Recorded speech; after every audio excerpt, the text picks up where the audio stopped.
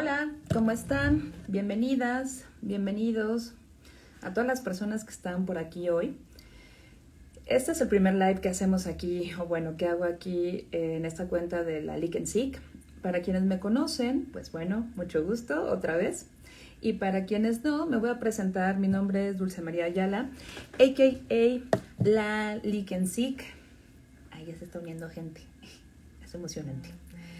A.k.a. la Leak and Seek. Soy psicóloga clínica, psicoterapeuta y soy especialista en violencia sexual. Trabajo con personas sobrevivientes de violencia sexual. Cuando me refiero a personas, me refiero a personas, hombres, mujeres y personas no binarias. Y bueno, el día de hoy me gustaría comenzar, antes de darle acceso a mi invitada, le voy a mandar por acá el acceso, me gustaría hablar un poco acerca de la explicación de lo que es violencia sexual, que va a ser el tema del día de hoy. Violencia sexual y trauma, porque van de la mano. Hay varios tipos de violencia sexual. El primero es el acoso, el segundo es el abuso sexual y el tercero es la violación. Espero que no se me cancele por estar hablando así abiertamente. Pero bueno, el acoso tiene que ver con el contacto físico no consensuado, es decir, estos roces que nos dan en el metro, que nos dan en el transporte público, pellizcos o toqueteos. También pueden ser comentarios o incluso miradas lascivas, solicitud de favores sexuales y acecho o exhibición de genitales. También está el abuso sexual. El abuso sexual tiene que ver con una actividad o contacto sexual no consensuado. Se puede ejercer violencia física, psicológica, pueden ser amenazas, pueden usar drogas, pueden usar alcohol y representa actos explícitamente sexuales. Y después viene la violación.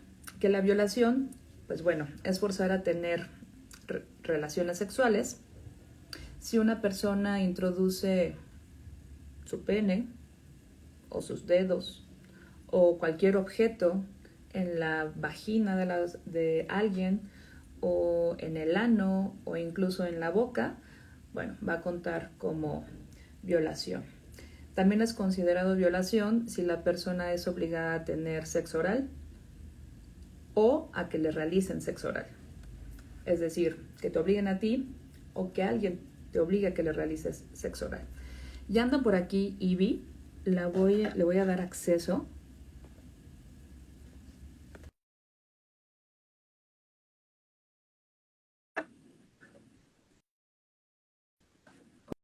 Hola Ivy. No la veo. Ok. En lo que veo esto con Ivy. Ahí está Ivy. Hola. Ahí está Ivy. Sí, nada Gracias. más que estás viendo mi otro lado de la pantalla. Nada más déjame lo giro. Listo. Hola. Hola Ivy, qué gusto verte. Igualmente. Estaba dando una breve explicación de qué es la violencia sexual. Ujú. Entonces, bueno, el día de hoy vamos a abordar solamente, ya les expliqué qué es acoso, ya expliqué un poco, esto es súper rápido, entonces ya expliqué qué es abuso sexual, qué es violación. Varias de las personas que están aquí son mis consultantes, entonces saben que todos estos temas los podemos abordar de manera mucho más profunda en terapia. Y hoy solamente me gustaría que nos enfocáramos en el tema de abuso sexual y violación, ¿no? Ok. ¿Por qué hacer este live? Este live surge en primera, desde la idea, ¿no? Desde la idea personal de que a veces no es suficiente tener muchísima terapia. Que las personas hacemos un montón de cosas para estar mejor y voy a usar una palabra que no me gusta, pero que al final muchas personas se identifican con ella y es sanar, ¿no? Y digo sanar porque no estamos enfermas de nada. Entonces, muchas personas hacemos muchas cosas para sanar. Algunas personas de las que están aquí conectadas me conocen, repito, son mis consultantes, y quienes no me conocen, pues bueno, les voy a contar un poco de mi historia para que sepan por qué escogimos este tema. Yo soy sobreviviente de violencia sexual en la infancia, por eso me hice especialista en violencia sexual, ¿no? De estas cosas que justo una busca cómo sanar y dice, bueno, ¿qué hago? ¿Qué hago de la vida? Volverme especialista en violencia sexual me parece buenísimo. Entonces, estamos aquí. Y yo llego con Ivy, o he llegado con Ivy hace poquito tiempo, escuché hablar de yoga sensible al trauma, porque empecé a hilar muchas cosas antes de conocer a Ivy que me empezaron a hacer sentido con el tema de enfermedades. Yo dije, a ver, imagínate que eres violada en la infancia, ¿no? Que no es nada fácil. Ya de ahí ya la tienes súper complicada. Porque al final, una violación, un abuso sexual a tan pequeña edad, es una desfragmentación del ser. Entonces, las personas vamos creciendo de forma desfragmentada, porque vamos dejando cachitos de nosotras en la infancia, en otros lados, y concebimos el mundo como un lugar inseguro, no como este lugar seguro que tiene que ser. Ya cuando llegas a la adultez dices, ¿qué pasa? Necesito algo que, pues, que me ayude a volverme a completar, ¿no? Cuando realmente estoy completa, pero entonces me falta algo. Y alguien me habla de yoga sensible al trauma, es una nueva amiga, ¿no? Que después la conocerán, se llama Aranza, es una gran médica, no gordofóbica, saluditos cuando nos vea. Eh, y bueno, me habla de yoga sensible al trauma, primero me dice yoga, entonces le dije, sí, no, yo hago yoga. No, no, no, no, no. Yoga sensible al trauma. Yoga sensible al trauma. Empiezo a investigar de yoga sensible al trauma, platico con Ivy, tengo 2 pláticas con ella, me hacen súper clic en la cabeza, ¿no? De que justo todo lo que yo había venido estudiando 2 años atrás, a partir de que a mí me diagnostican hipotiroidismo, tiene sentido en el trauma y en todo lo que ocurrió desde que yo era una chiquitita. Y la violencia sexual es uno de los temas más controversiales y más fuertes y más dolorosos para todas las personas que somos sobrevivientes, porque al final, aunque haya sido en diferentes etapas de nuestra vida, o sea, por ejemplo, si es en la infancia, pues claro, tu cerebrito está así pequeño, se está empezando a formar, ¿no? Y no, ojo, no quiero minimizar, no quiero decir con esto que si te pasó en la adolescencia o en la adultez, no cuenta, claro que sí, y es súper doloroso y se puede trabajar y se puede vivir de una manera diferente, pero en la infancia es como está chiquito, ¿no? Está chiquito, se empieza a crear, se empieza a formar y de repente ¡pum!, llega esto. Entonces, no me quiero meter tanto en temas políticos y sociales, ¿no? Porque este tema es muy amplio, muy, muy amplio. Muchísimo, muchísimo. No tiene que ver solamente con, pues, con la genitalidad. Hablar de abusos sexuales es hablar de la historia de la humanidad. Y es muy complejo porque incluye prácticas, creencias, conductas, experiencias que, repito, no tienen que ver únicamente con la genitalidad. Tiene que ver con muchas cosas. Entonces, no voy a entrar tanto en esto y me gustaría que nos explicaras un poco para ti que acompañas a personas sobrevivientes de violencia sexual, cómo viven el trauma, cómo lo experimentan, qué es lo que has visto, cómo experimentan estas enfermedades. Bueno, ya me callo porque yo hablo un montón y No, no te preocupes, está bien porque es una introducción y ahorita que, bueno, para empezar habían 3, ¿no? Y ahorita ya hay 6 personas, bueno, hay 5. Entonces sí está empezando a subir el quórum y eso está padre porque nos vamos enterando, ¿no? Mira, hablar de trauma es hablar de una perspectiva un poquito diferente a la psicoterapia, ¿no? Ahorita tú decías afecta al desarrollo. En el trauma tenemos que distinguir el tipo de trauma que hay, porque no es lo mismo haber vivido un evento de abuso sexual a diferentes etapas del desarrollo. Por ejemplo, haber vivido abuso sexual cuando se es adulto que cuando se es niño, que cuando se es adolescente tiene repercusiones diferentes. Pero además, ahorita vamos a enfocarnos específicamente en la infancia. Ahí pudiera llamársele, si hubieron repetidas eventos u ocasiones en donde se perpetuó el acto, ¿no?, de abuso, estamos hablando de un tipo de trauma que se llama del desarrollo, ¿no? Y entonces afecta específicamente el desarrollo humano, ¿no? Afecta la forma en que ese humano se desarrolla y se va a aprender a relacionar con la vida. Yo ya ni siquiera hablo, justamente, ¿no?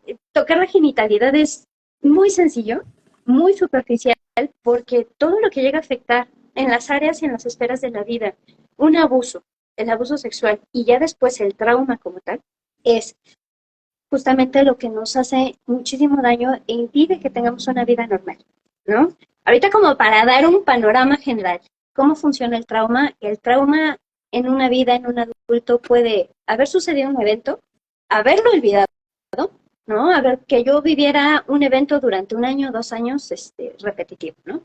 Y posteriormente lo olvido. Sin embargo, llega un momento en mi historia de vida, ya siendo adulta, en donde puede haber algo, una pequeña cosa que me recuerde, ¿no? Algo que me roza y me recuerda alguna sensación, alguna situación, algún olor, algo, pero no tengo todavía la memoria completa, solo vienen como imágenes a la cabeza, ¿no? Y esto es como la primera parte generalmente de una persona que está afectada por trauma por violencia sexual. ¿Qué pasa? Que generalmente empiezan a tener dudas, ¿no? ¿Lo habré soñado? ¿Lo estaré imaginando? ¿Lo estaré inventando? Porque esto es tan impactante que muchas veces lo primero que sucede es preguntarse y cuestionarse a uno mismo, ¿no? Dudar de uno mismo. Y es normal. Generalmente este es el punto en donde llegan a las personas a psicoterapia, ¿no? Cuando empiezan a recordar. Oh, y es bien incómodo. ¿Qué pasa después? Generalmente la psicoterapia llega a niveles del habla, todo lo que se puede platicar. Pero el trauma muchas veces es del cuerpo, entonces el cuerpo no se comunica a través del lenguaje, se comunica a través de sensaciones físicas, de simbología, de muchas otras cosas más. ¿Y qué empieza a pasar con esa persona? Para dar un panorama ahorita a grosso modo, y a ver, a mí me gustaría que fuera más como a modo de conversación, más que un conversatorio. No sé tú qué opines, pero a mí me gustaría más así, volverlo una conversación, más que una clase, para que se volviera más ameno y que lo pudiéramos tomar desde lo que es, ¿no? El trauma y la violencia sexual. Entonces, ¿qué pasa después? Llegan las personas a consulta y empiezan a darse cuenta que sí tienen avances, pero hay ciertas áreas de su vida, afectivas, sobre todo las relacionales, en donde todavía no logran ver avances, ¿no? ¿Por qué? Porque mientras no se trabaje en las áreas específicas en donde se perpetúa el trauma, que son más allá de lo que se puede verbalizar, ¿no? Que pudiéramos llamarlo la corteza prefrontal y partes del cerebro, pues bueno, que ahorita me encantaría hablarlas porque me emocionan, pero las dejaré a un lado. Entonces, más que hablar de eso, es hablar todas las repercusiones que tiene. Va a ser un cuerpo que esté todo el tiempo en alerta. Y un cuerpo en alerta todo el tiempo va a tener la tendencia a desarrollar enfermedades autoinmunes o crónicas degenerativas, o va a tener problemas de afecciones somáticas, por ejemplo, burnout o fibromialgia, y vas a poder tener mucho dolor a lo largo de la vida, pero no solo dolor físico, sino también dolor emocional. Y el dolor emocional es algo que yo no le deseo a nadie porque es muy difícil de resolver. Tienen recuerdos recurrentes o pedazos de imágenes recurrentes que no son voluntarias, ¿no?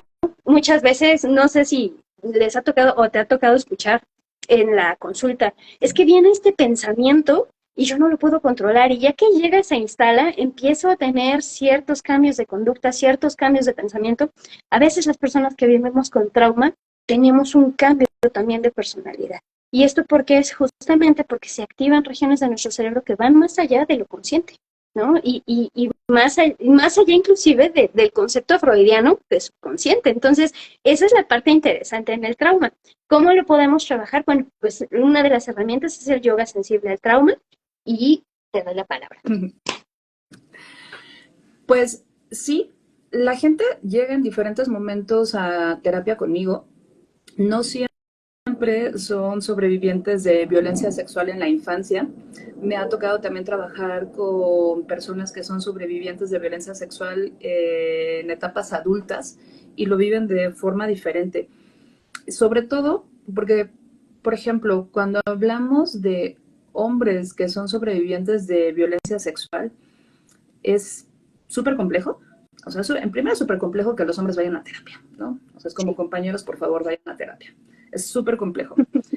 Y en segunda, es muchísimo más complejo que hablen del tema de violencia sexual porque hay muchos tabús alrededor de este tema, muchísimos tabús. Y uno de los primeros tabús, ¿no? Es que si fueron abusados sexualmente, se van a volver gays. O sea, hay gente que sí. O sea, es como, pues sí, o sea, hay gente que sí. Pero no es, o sea, no significa que como te pasó vas a ser gay. Pero entonces, como está este tema de la masculinidad, y sabemos que muchas masculinidades o la masculinidad es frágil, ¿no? Y algo que no les gusta o que los hombres no quieren es volverse, algunos hombres, ¿no? Volverse gays. ¿Qué es ser gay, no? Ser gay es como verse femenino. Y entonces, como lo femenino tiene que ver con algo débil, pues eso significa que mi hombría está en peligro. Entonces, trabajar con hombres, este tema de violencia sexual es, a mí me gusta, me apasiona, me encanta trabajar con hombres este tema, pero es complicado, es complicado. Y las mujeres al final estamos colocadas en un piso político diferente que los hombres. Estamos construidas y desarrolladas y socializadas desde lugares muy diferentes que los hombres. Y como decía un libro que acabo de terminar de leer, que se llama Tortura Blanca de Narges Mohammadi, una última mujer, que es una presa iraní que está en una cárcel todavía, ella estaba hablando, ¿no? De todo lo que las mujeres vivimos desde que nacemos mujeres. Y más en Irán, ¿no? Si nosotros acá en México la tenemos más así fuerte, las compañías en Irán o en Medio Oriente la tienen peor. Entonces, ella hablaba de cómo para ellas el vivirse como mujeres allá, ¿no? Y en la cárcel es bien diferente que para los compañeros. Entonces, vivir todas estas violencias, específicamente la violencia sexual, las vamos a interpretar desde otros lugares. Entonces, sí, esta parte que dices de que se va acumulando el trauma o que el trauma se acumula en el cuerpo, sí, y el cuerpo es súper sabio. El cuerpo, y eso yo se lo he dicho a mis consultantes, si tú no lo dices, si tú no lo sacas, el cuerpo se lo va a hacer. Y créeme que tiene unas maneras no bonitas, poco ortodoxas de sacar el trauma. No van a ser amables, no van a ser amigables, van a ser formas, pues no bonitas, porque al final cuando una enfermedad llega a nosotras derivada de un trauma, lo primero que nos preguntamos es ¿por qué? ¿No? O sea, desde el por qué, es que ¿por qué yo? Es que ¿por qué me pasa? Es que maldita sea, es que ¿por qué me enfermé? Es que ¿por qué? ¿Por qué? Y después, ¿no? En la reflexión, en el proceso de reflexión, que es algo que solamente se puede tener a partir, o bueno, a partir de que tengas ciertas herramientas o acompañamientos. No estoy diciendo que solamente psicoterapia. La psicoterapia es una herramienta de muchísimas que hay. Claro, yo estoy diciendo, gente, vayan a psicoterapia, no vengan, es precioso, bellísimo, pero hay muchísimas más herramientas para poder trabajarse.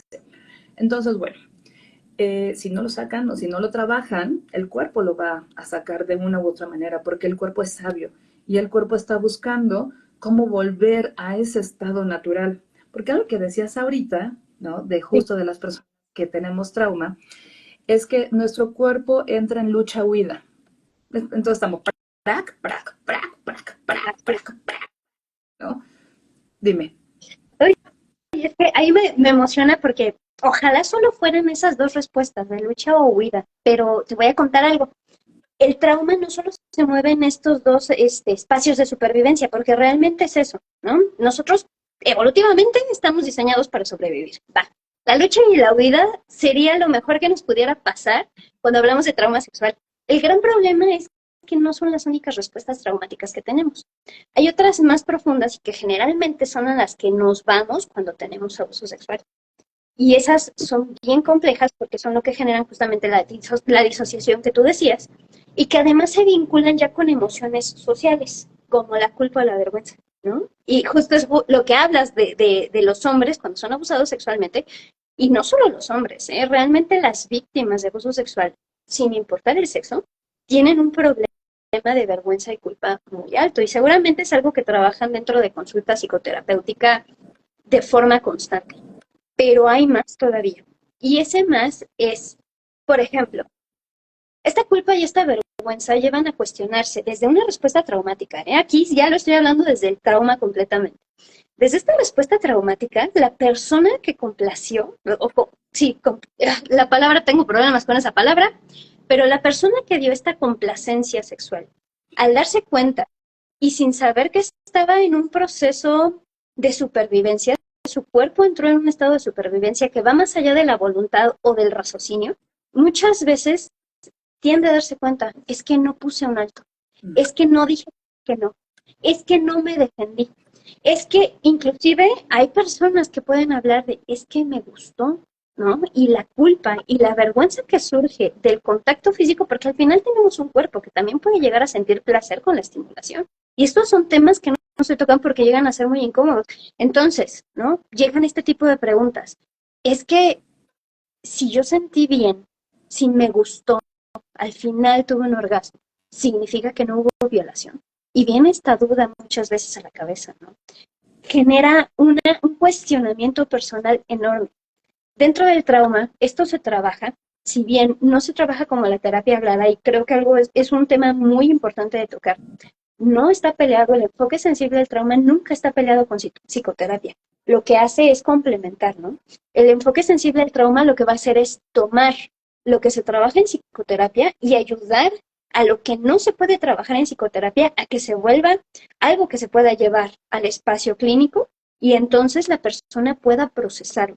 Pero a veces tenemos la necesidad de aprender a procesar estos circuitos que se alteraron por supervivencia, justamente. Entonces, desde esa supervivencia, mi querida Dulce, hay otras respuestas que van más allá de la huida o la pelea, ¿no? Que serían, pues te digo, sería padrísimo, porque ya cuando logramos que una persona entre a esos dos estados de huir o pelear, mientras no se queden atorados allí, los podemos ayudar a salir, ¿no? De ese espacio y pueden movilizar la energía. Pero, ¿qué pasa con estos otros estados que son más primitivos todavía? Sucede y generalmente en víctimas de violencia, abuso sexual y otro tipo de violencias, que muchas veces ni la huida ni la pelea les funcionó, ¿no? No podía pelear porque estábamos muy pequeñitos, no podía huir porque pues, obviamente estaba muy niña y estaba sometida a las leyes de esa persona que era el perpetrador o la perpetradora, ¿no? ¿Qué pasa? Entonces se empiezan a activar, le pueden decir sometimiento o también complacencia. Estos patrones de complacencia que se usan mucho ahorita en redes sociales, pero realmente es una actitud de sometimiento que viene más allá de una elección personal. No es como que la persona traumatizada y bajo el sistema de abuso sexual diga, ay, sí, te voy a complacer. No, viene más desde una situación de necesito sobrevivir y entonces el cuerpo mismo desactiva las partes del cerebro que pueden tomar decisiones conscientes y dice, por supervivencia, vamos a complacer a la persona. Me voy a someter a la voluntad de la persona. Esa es una de las formas, pero también puede venir la parálisis, pero también puede venir de plano, el cuerpo se apaga y parece que estamos muertos, ¿no? Y se dan los procesos de disociación, de no me reconozco o me desconecto de mi cuerpo y si está pasando el evento, cuando termina de pasar, quién sabe dónde estuvo, no sentí nada, no me acuerdo de nada. Entonces, sí son diferentes mecanismos que se activan para sobrevivir y estos mecanismos per se generan vergüenza, generan culpa y a veces por eso, por más que se trabajan dentro de terapia hablada, no salen. ¿Por qué? Porque la persona no logra comprender que esto no fue una elección personal, sino fue algo que nuestro cerebro por pura supervivencia tiene y entonces es un mecanismo que va más allá de lo consciente, ¿no? Más allá del campo de la conciencia, te digo. No es el subconsciente como tal, tampoco, porque estaríamos hablando de otra estructura que sí se puede trabajar en psicoterapia. Lo que trabajamos es más allá del campo de la conciencia, que sumaría el inconsciente y la conciencia. Entonces, se mueven otras áreas del cerebro, ¿no? Hablando muy a grosso modo. Sí, justo yo lo que he estudiado ahorita de trauma, porque justo, ¿no? Dije, bueno, ya, me voy a capacitar más en este tema, que me parece interesantísimo, y justo fueron estas 4 respuestas. Y a partir de estas 4 respuestas, ¿no? Que como dijiste, la complacencia, y no es que quieras complacer, es que al final estás buscando sobrevivir, y buscas sobrevivir como sea. Hay un enfoque en psicoterapia que se llama enfoque de resistencias. Y entonces lo que hace tu cuerpo Y bueno, hace ratito estaba escuchando al doctor Gabor Mate y él más o menos menciona, pero con otras palabras, ¿no? Porque al final muchas personas usamos lenguaje similar para hablar de esto. Entonces yo lo estaba escuchando y dije, claro, esto tiene que ver con esto, ¿no? Entonces el enfoque de resistencias tiene que ver con lo que hacemos en este mundo para resistir a él. Y a partir de que hacemos este tipo de cosas, me voy a ir a algo a lo que las personas que somos sobrevivientes de violencia sexual llegamos, muchas, ¿no? Y voy a ir al tema de adicciones. Y el tema de adicciones, ¿no? Sí, también a mí me encanta. El tema de adicciones es también muy amplio, entonces quiero ser como acotar, como breve, porque puede ser adicción a un montón de cosas. No tiene que ver nada más como adicción al alcohol, a, no sé, a drogas, ¿no? Estupefacientes, al cigarro, puede ser al sexo. Y hay algunas adicciones que son adicciones hasta bien vistas, ¿no? Como es que eso es workaholic. Ay, sí, no manches, que trabaja, o sea, de 24 horas trabaja 20. Entonces, empezamos a crear adicciones, ¿no? Y la persona adicta es eso, tiene una personalidad adicta. Entonces, saltamos y saltamos de adicción en adicción porque no vamos llegando al origen de esta adicción. Solamente es como dejé el cigarro, pero ahora, no sé, ahora soy alcohólica. Ahora dejé el alcohol, ahora me meto mucha cocaína, dejé la cocaína, ahora como muchísimo pan, qué sé yo, ¿no? O incluso a las personas. Podemos ser adictas a las personas. Entonces, todos estos son mecanismos que las personas empezamos a desarrollar para poder permanecer en este mundo, para poder resistir en este mundo. Como tal, la adicción no es un problema. La adicción no es el problema. La adicción es lo que te está gritando que voltees a ver, al igual que la enfermedad. La enfermedad es lo que te está gritando que voltees a verte, que voltees a ver tu cuerpo. Porque hace ratito dije, lo primero que nos preguntamos es el por qué me llegó y por qué me enfermé y desde la queja. Y claro que sí, todo el mundo lo hacemos y nos vamos a quejar. A nadie le gusta estar enferma.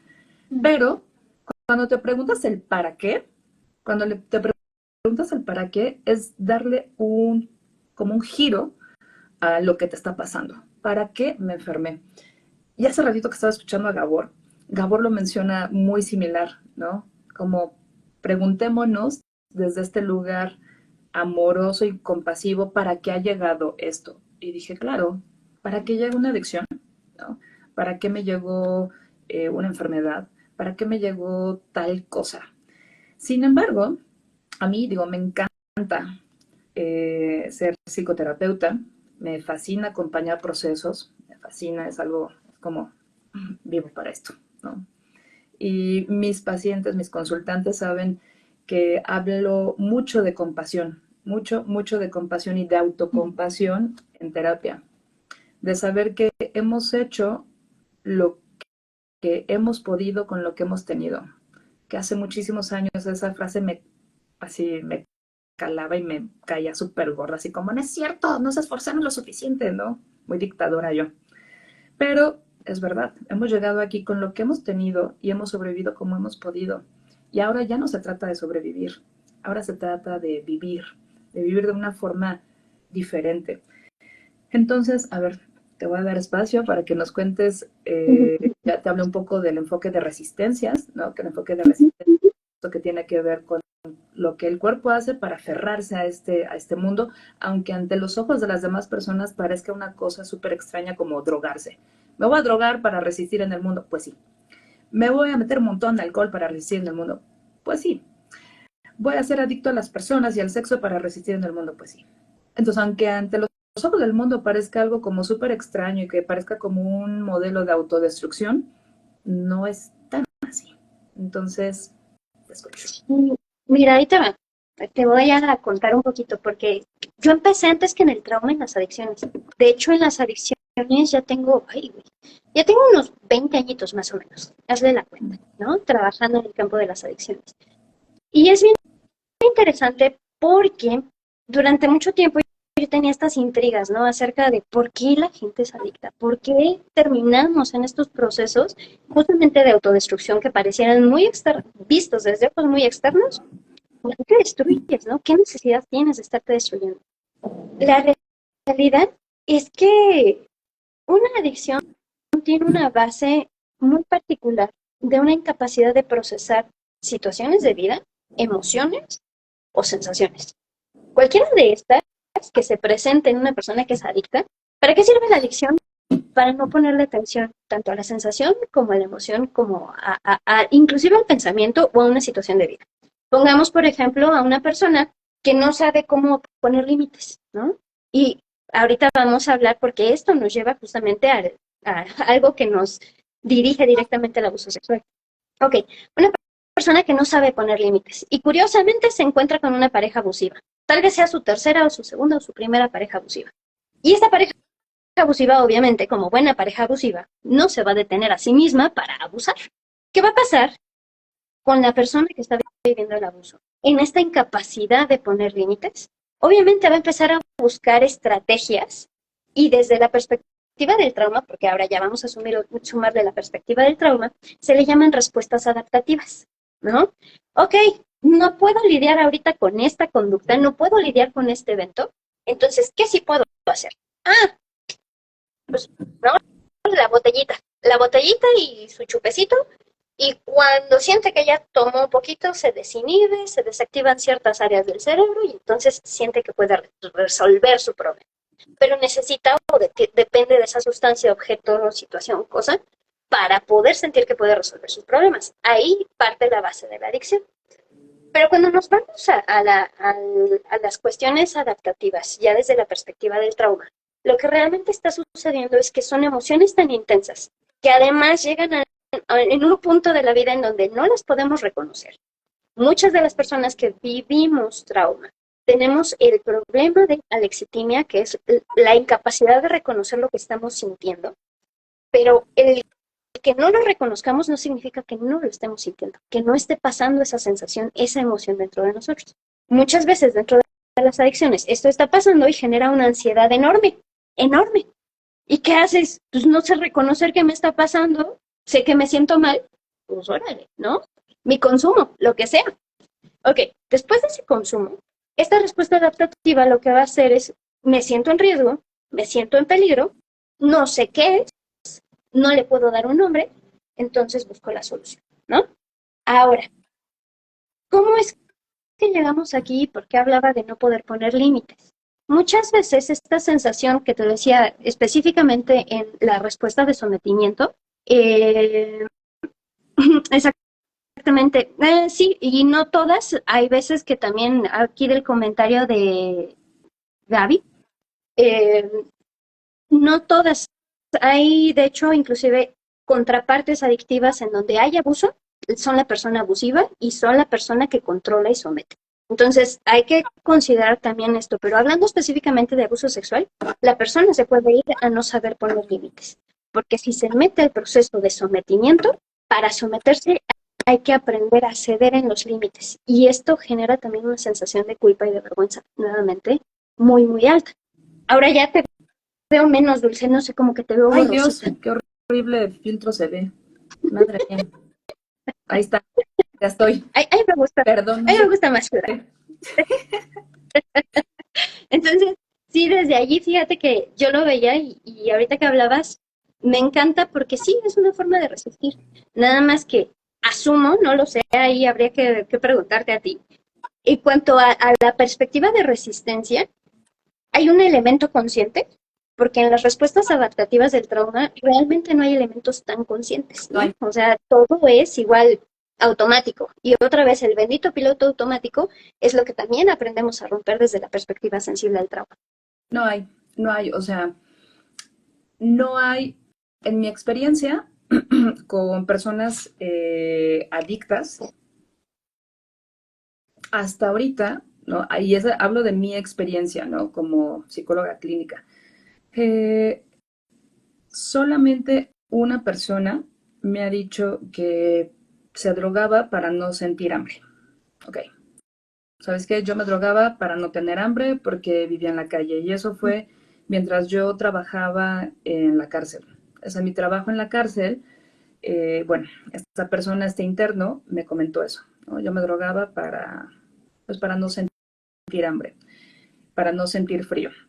Pero la mayoría de personas con las que he trabajado adictas a muchas cosas, y estoy hablando, repito, no solamente de alcohol y de drogas, son adictas a un montón de cosas.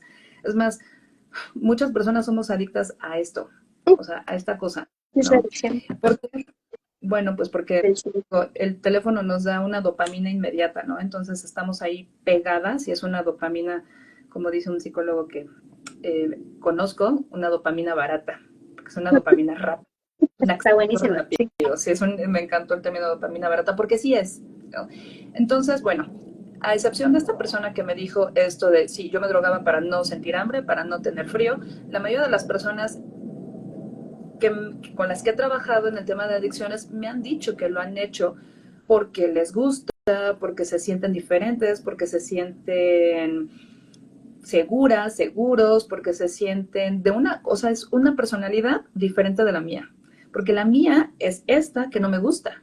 Entonces, cuando estoy en drogas, tengo esta personalidad, o cuando estoy alcoholizada, o empiezo a tomar un poco, tengo esta personalidad que sí me gusta y que quisiera tener siempre, porque no la puedo sacar a voluntad, entonces la puedo sacar de esta manera.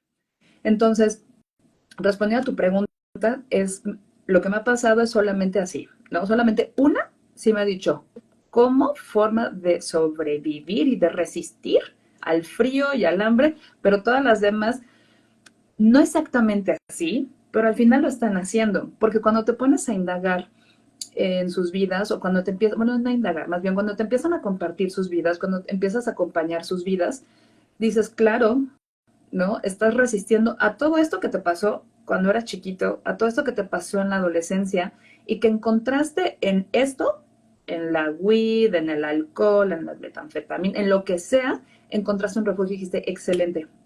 Y ojo, lo que estamos comentando, y esto va para quienes nos ven, no lo estamos diciendo desde el juicio, lo estamos diciendo desde un lugar amoroso y que estamos acompañando.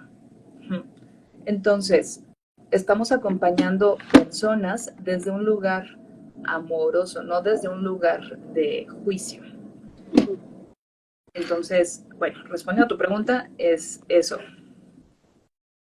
Ok, ok. Es que sí, fíjate, entonces sí no viene desde un lado consciente tampoco. Y también, ¿eh? Las adicciones son bien trampositas, porque lo primero que te van a decir es que se siente bien rico, que se siente bien, que es controlable, pero siempre el trasfondo va a ser esta sensación, solo que las sensaciones tampoco son verbalizables, porque raras veces la persona procesando la adicción puede entender qué le está pasando. Hasta que tiene un trabajo personal de autorreflexión, que es algo muy difícil dentro de una adicción, es cuando llega a este punto en donde dices, me estoy dando cuenta que tengo ansiedad y entonces quiero ir a sustancia A o situación B o cuestión C, ¿no? Y aquí es en donde podemos, o bueno, yo lo vería así, derivar en las siguientes conductas sexuales, las conductas sexuales de riesgo o también la anorexia que puede venir a causa del abuso sexual vivido previamente, ¿no? O los conflictos que vienen con la sexualidad, pero ahí está la experta, entonces, ahí cuéntame qué experta. O sabes que hay personas, o sea, hay muchas personas que son sobrevivientes de violencia sexual y que desarrollan todas, o sea, que tienen TCAs, que fueron adictas, Sí. que tienen trastornos mentales, o sea, empiezan a desarrollar un montón de cosas, o que tienen enfermedades autoinmunes, o que tienen enfermedades crónicas. Entonces, no es nada más como, claro, entonces eres sobreviviente, ¿no? De violencia sexual, entonces ahora vas a irte a un TCA. Pues puede ser que sí en la adolescencia, o puede ser que no, o puede ser que primero entraste a las adicciones y después saliste.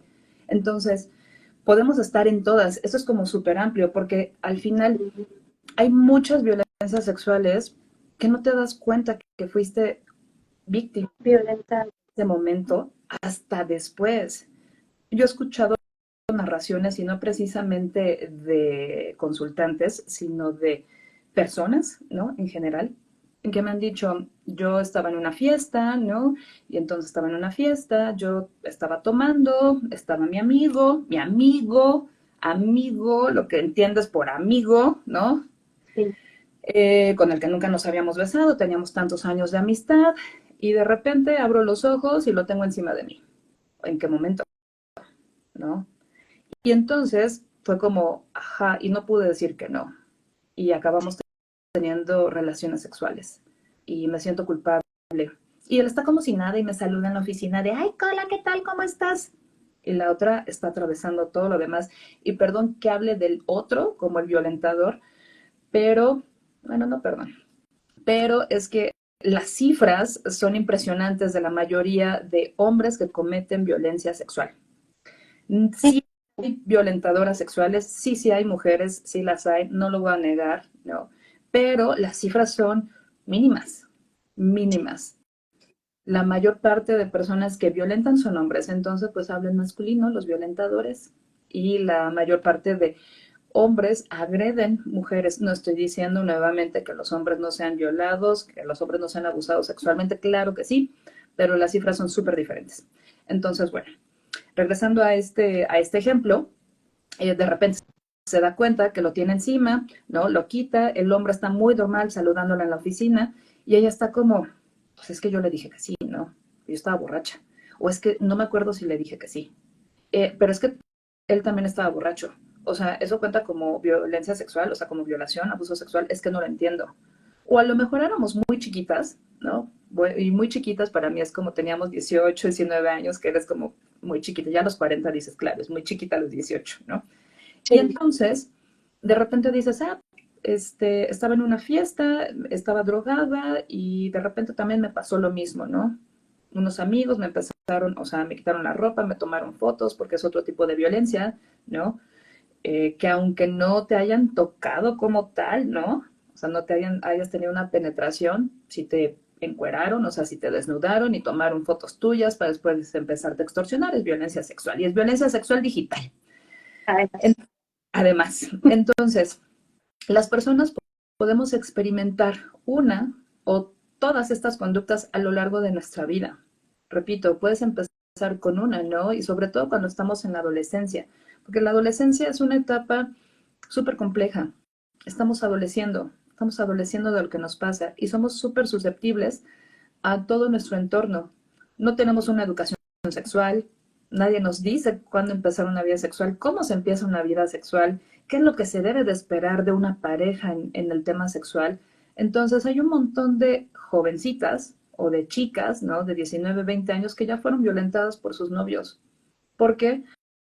Porque el novio ya le pidió sexo o la violó.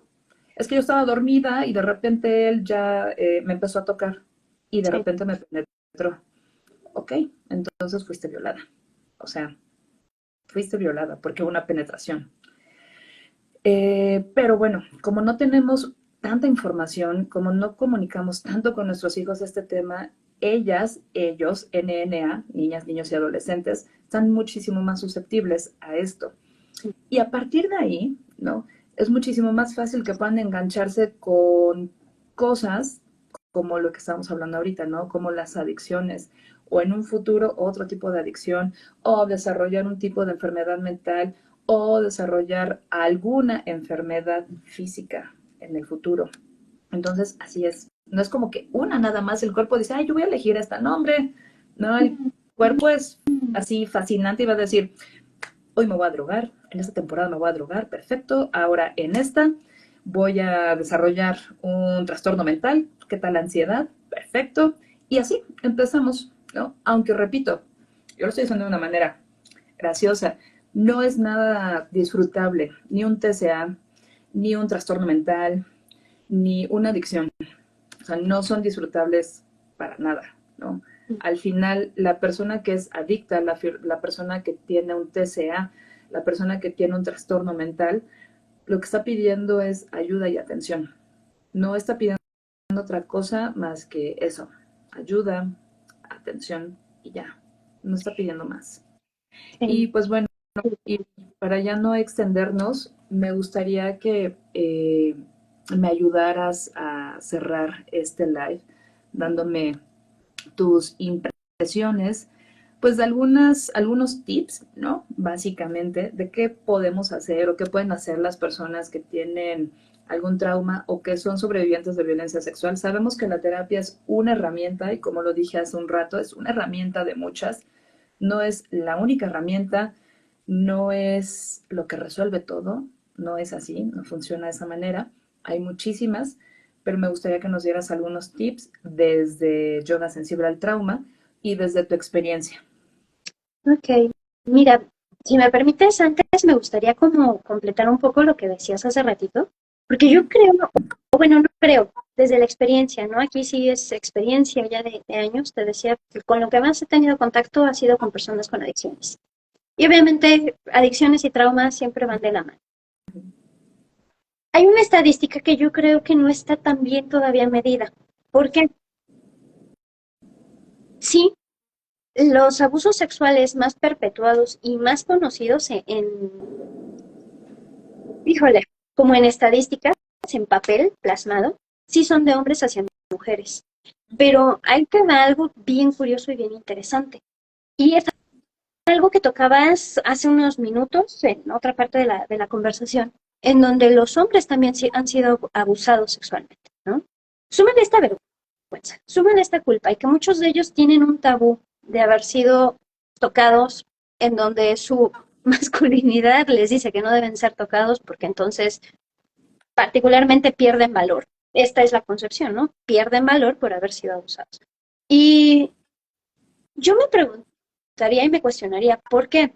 Porque dentro del ámbito de las adicciones hay muchos hombres abusados sexualmente, muchos que se atreven a hablar de ese abuso sexual y fueron abusados sexualmente cuando eran niños. Curiosamente, hay de dos sopas. Están los hombres que perpetúan el ciclo, es decir, después de haber sido abusados, ellos se vuelven abusadores. Y están también aquellos hombres que se vuelven vulnerables, se hacen conscientes de su vulnerabilidad y tienen que empezar a trabajar de esta problemática que les causa mucho sufrimiento, ¿no? Trauma otra vez. En ambos casos se desarrollan adicciones, pero unos se vuelven perpetradores, que yo creo que son parte de esta estadística, justamente hombres que ya empiezan a perpetrar, y bueno, pues con mujeres, porque siempre ha sido la vulnerabilidad parte de esta dinámica del abuso sexual. El abuso tiene una dinámica, creo que ahí podríamos hablar tal vez también algún día de las dinámicas de abuso como tal, la dinámica, el círculo. Entonces, ¿qué es bien importante? Entender que los hombres tal vez tienen, hay, hay índices, pero como hay silencio, no lo podemos saber todavía. Y lo que más se conoce es cómo habla la víctima que ha sido vulnerada y afortunadamente las mujeres tenemos todavía la capacidad de tener contacto con esas emociones y nos ayuda a hablar, pero a los hombres se les reprime mucho emocionalmente y desde esa represión emocional también viene mucho silencio, ¿no? No sabemos también las estadísticas. A mí me surgió esta pregunta más como una certeza, más que una certeza, una duda, ¿no? ¿Qué tanto también estará escondido ahí? Yo fui abusado, hombre, sexualmente de niño, y eso sería lo primero. Yo tengo, Y ahorita, ajá, perdón que te interrumpa, yo sí, tengo un dato, sí, sí, pero realmente a mí los datos que yo tengo no me parecen datos fehacientes porque hay un montón de gente que no denuncia y sobre todo los hombres, ¿no? Que no sí, denuncian. Si las mujeres no denunciamos porque al final este sistema es un sistema que nos va a revictimizar y que es espantoso pararte ahí, que te pregunten 89,000 veces hasta la persona que hace la limpieza, es que cómo ibas vestida, es que qué estabas haciendo. Entonces, los hombres lo hacen mucho menos, mucho menos. Y repito, sí tiene que ver con este tabú del que hablaba yo al principio, ¿no? De es que van a pensar que soy gay, o hay hombres que son abusados por mujeres. Eso es verdad. ujú, Hay hombres que son abusados por mujeres. Y entonces, cuando estos hombres son abusados por mujeres, a la edad que sea, a los hombres les preguntan, pues eres o qué, ¿no? ¿Por qué no llegaste? ¿Qué no te gusta? Pues eres gay, ¿no? Digo, ya lo dije de otra manera, pero no quiero que me censuren acá. Entonces, por esas cosas a las que no se quieren enfrentar, es que no llegan. Entonces, las cifras de hombres y de mujeres sobrevivientes de violencia sexual, pues no son fehacientes, o sea, no es como algo concreto, porque hay muchas personas que no denuncian, tanto hombres como mujeres. O sea, si las mujeres denuncian poquito, repito, los hombres denuncian mucho menos. Y si la persona que abusó de ellos fue una mujer, menos lo van a hacer, muchísimo. mucho menos. Entonces, no hay una cifra exacta para mí, ¿no? Que eso, ¿te acuerdas que lo platicábamos hace poquito? Sí, Para mí no hay una cifra. Es como, ay, esas son cifras que te dan ahí porque les encanta hacer cifras, ¿no? Y decir, ay, esta es la cantidad. Pero no es así. No funciona de esa manera. No, No tenemos una cantidad exacta. Ojalá tuviéramos una cantidad exacta y pudiéramos saber con cuántas personas tendríamos que trabajar, ¿no? Pero no la tenemos. Entonces hay que trabajar con las personas que, pues, que se acercan a nosotras. O sea, quienes solicitan este apoyo, este acompañamiento, claro que sí. Pero cifras exactas, repito, nunca veo una No, cifra así. pero yo creo que ahí es en donde entramos nosotros o nosotras en este momento como mujeres, pero pues bueno, los que tenemos ya un poquito más de información para empezar a quitar tabúes, ¿no? El yoga, bueno, específicamente desde la perspectiva sensible al trauma, eso es de lo que en lo que se trabaja. Una, entender que nuestro cuerpo es una respuesta, trabaja para adaptarse, para sobrevivir, ¿no? Y así va a pasar tanto si nos enfermamos de diabetes, como si nos abusaron sexualmente, como si nos agarraron a golpes. Y durante toda nuestra vida nos agarraron a golpes. En cualquiera de estas circunstancias, el cuerpo se va a estar adaptando a sobrevivir. ¿Qué significa? Desde la perspectiva sensible al trauma, nuestro cuerpo no es una máquina. Una máquina no puede hacer lo que hace un cuerpo humano. Una máquina se le echa a perder una pieza, empieza a dar señales de que está fallando y de repente, mocos, deja de funcionar. Pero nuestro cuerpo es tan maravilloso, tan fuerte, tan resiliente, tan maravilloso en muchos aspectos que de verdad cuando trabajamos el trauma nos damos cuenta que todo lo que ha hecho ha sido para vivir lo mejor posible, aún habiendo vivido estas circunstancias adversas en la infancia, en la adolescencia o en la edad adulta, que hizo lo mejor posible para que siguiéramos adelante a pesar del dolor, a pesar de los recuerdos, a pesar de las dificultades, a pesar de que muchas veces en nuestro entorno no somos comprendidos, ¿no? Porque el abuso, cualquier tipo de abuso, cualquier tipo de violencia, cualquier tipo de trauma, genera una incomprensión en nuestros entornos. Y muchas veces eso nos hace sentirnos aislados, solos, con mucho dolor, con mucha tristeza, con mucha dificultad y con mucho temor. ¿Qué nos invita o desde dónde nos invita a pensar la perspectiva sensible al trauma? Nos invita a pensarnos a nosotros como personas que buscamos la mejor forma de sobrevivir a pesar de todas las adversidades. Eso es lo que hace la perspectiva sensible al trauma. Saca de una perspectiva patologizante, ¿no? Por ejemplo, tú decías, no estamos exentos de tener un trastorno de la personalidad o TDA, porque también las neurodivergencias están asociadas al abuso.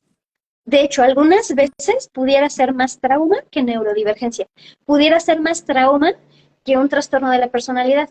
Pero, bueno, ahí yo dejo la duda prudente porque a veces sí se llega a abusar tanto, se llega a saturar tanto este sistema de adaptación que sí llega al punto de la patología. Pero la perspectiva del enfoque sensible al trauma es decir, no, güey, no estás mal, no estás enfermo. Lo que hiciste fue para sobrevivir. Como respondiste a la vida fue que se te quedó ese mecanismo de supervivencia que ahora ya te estás dando cuenta que ya no te está funcionando. Y por lo tanto, dicen que se nos quedó pausado, pero no sé. No, ya vi que sí se está viendo. Y por lo tanto, y saludos por ahí que nos mandaron saluditos, entonces saludos. Por lo tanto, cuando podemos empezar a entender desde la perspectiva sensible al trauma, que no estábamos actuando más que en pro de vivir, podemos empezar el proceso de perdón y podemos empezar también un proceso de hablar, de salir de la vergüenza, de la culpa, que son dos cosas que se trabajan mucho desde el trauma, pero no desde lo hablado, sino desde un reconocimiento de sobrevivir. ¿Qué podemos empezar a trabajar? Bueno, el primer momento o el primer paso de esto sería reconocer, tengo problemas en mi vida, tengo desórdenes en la alimentación, tengo problemas de comida, tengo problemas de regulación emocional, mis emociones son muy explosivas, de repente me siento muy arriba y cuando estoy abajo hasta estoy pensando en desuscribirme de la vida, tengo pensamientos que me asustan a mí, porque todo eso también lo vemos desde la perspectiva sensible al trauma, pero no lo vemos otra vez como se ve en psicoterapia, ¿no? Entonces es bien bonito porque este complemento que se hace la psicoterapia o la terapia psicológica y el enfoque sensible al trauma es algo bien bonito porque ayuda a la persona a comprenderse en un enfoque como, yo lo llamaría 360, ¿no? Y desde esta perspectiva maravillosa, mi querida Dulce, es que nosotros como profesionales de la salud podemos darle a la persona la capacidad de devolverlos a la vida. ¿Por qué?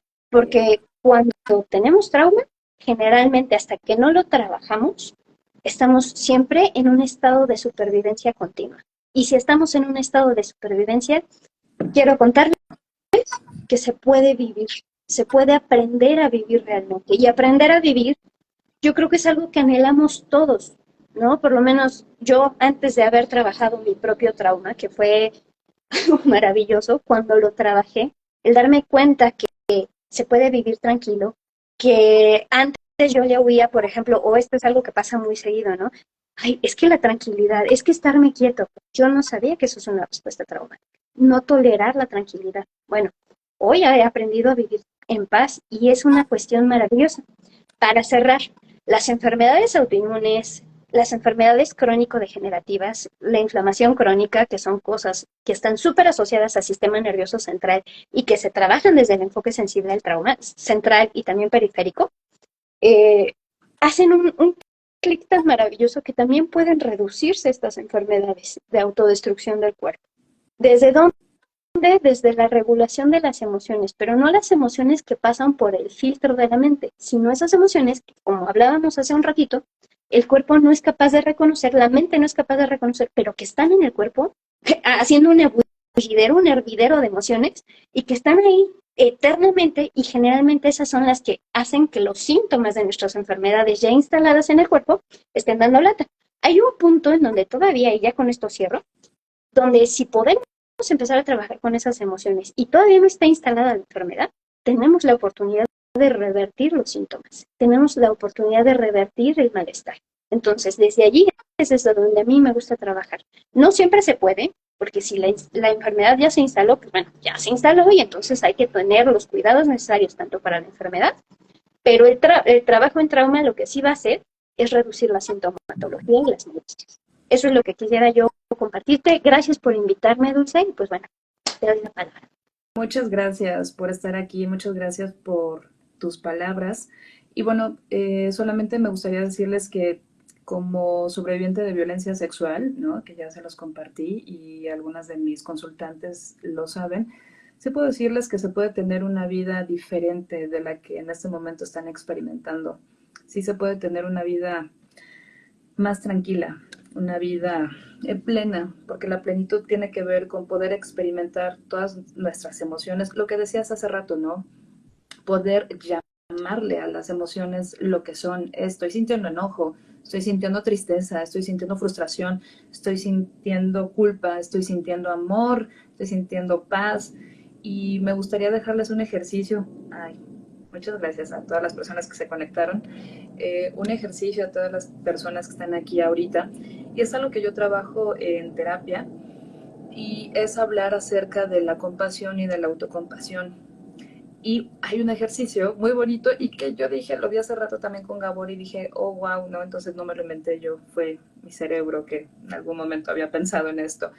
Y es pensar en alguien, ¿no? Que nos cae muy mal y esa persona puede ser ficticia o puede ser una persona real y pensar que es una persona chiquita, o sea, que es un niño o una niña y que le están pegando y que le están golpeando. Entonces, a esa personita no llegarías y le dirías, eres un tonto, ¿cómo no te defiendes? Bla, ¿no? ¿Qué harías? La mayoría de mis consultantes responden, le abrazo, le cuido, no, le protejo. Esa personita eres tú.